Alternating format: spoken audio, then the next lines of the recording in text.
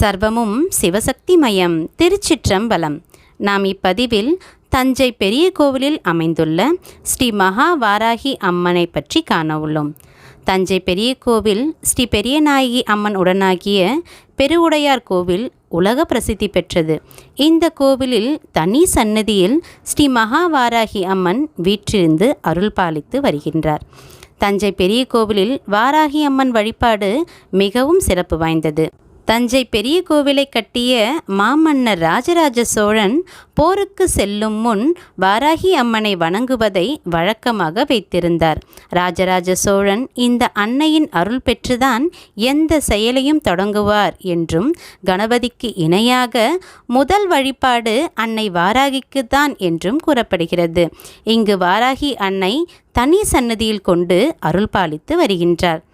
போரில் வெற்றியினை வேண்டி ராஜராஜேஸ்வரியின் படைத்தளபதியாக கருதப்படும் மகாவாராகியை சோழர்கள் பூஜித்து வந்தார்கள் என்பதில் எந்தவிதமான மாற்று கருத்தும் இல்லை.